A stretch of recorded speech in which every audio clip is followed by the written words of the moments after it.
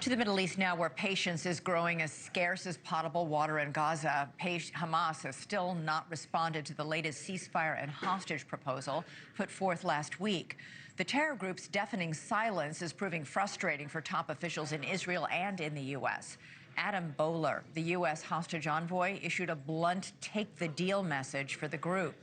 But with no deal in place, Israel has launched a new ground offensive into parts of central Gaza, an area where several aid groups are located. It's the first time the IDF has targeted that part of Gaza in the 22 months of war because there are concerns hostages could be there. The move is just one of a series of aggressive Israeli actions in the region. Our own Kelly Meyer asked Caroline Levitt about the escalation today. Israel, we've seen stepping up some attacks in Gaza. Has the president expressed his frustration with Netanyahu, and how does this impact the ceasefire negotiations? He was caught off guard by the bombing in Syria and also the bombing of a Catholic church in Gaza, which, as you know, I addressed at my briefing last week. And in both accounts, the president quickly called the prime minister to rectify those situations. But there are reports in Axios that describe deep frustration at the White House with Netanyahu's latest actions. White House officials told Axios that Netanyahu acts, quote, like a madman. He bombs everything all the time, adding, this could undermine what Trump is trying to do. For more now, we're joined by former Israeli diplomat Alon Pinkas. Great to have you on the show. First of all, I want to ask you about this call from 25 nations around the world on Israel to end its war in Gaza. Will this have any sway on Netanyahu? No, I doubt that, Elizabeth. I mean, this entire subject warrants a Hunter Biden vocabulary, but I will spare you that. Thank you.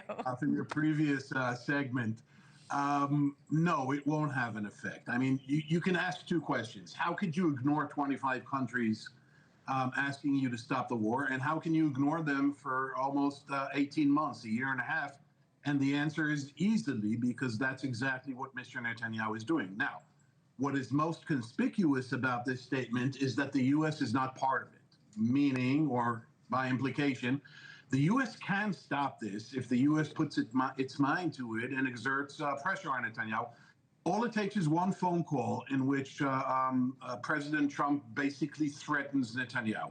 You promised me, you said you'll deliver, you said this will end.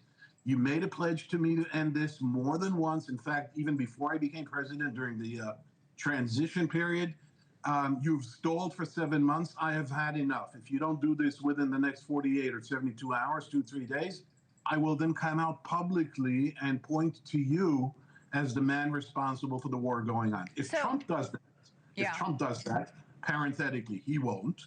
But if he does that, then the war stops. Until then, Mr. Netanyahu is just infatuated with his wartime prime ministership.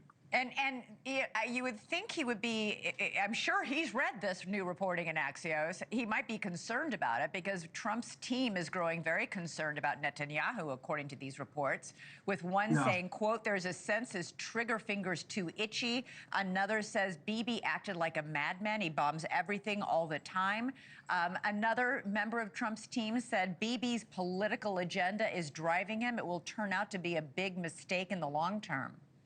And the Pope is Catholic. I mean, we've heard all this before. I'll tell you what, Elizabeth, if you take Mr. Netanyahu's career, successive American presidents or people within their administrations have said such things about Mr. Netanyahu.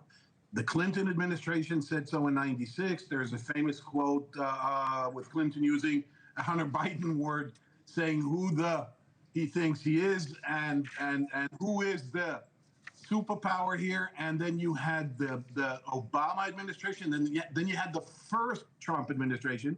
There were expressions like that used then, and now this. Again, Netanyahu has become impervious to these kind of stories. He's going to brush it off and dismiss it offhandedly and say, oh, well, someone anonymously called me A, B, or C. I don't care much about that. You know, everyone likes me when I do what they tell me, but everyone dislikes me when I do what's good for my country, blah, blah, et cetera, all these cliches. Thank you for watching. Subscribe below and download our NewsNation app right now on your phone, and you will get fact-based, unbiased news for all Americans.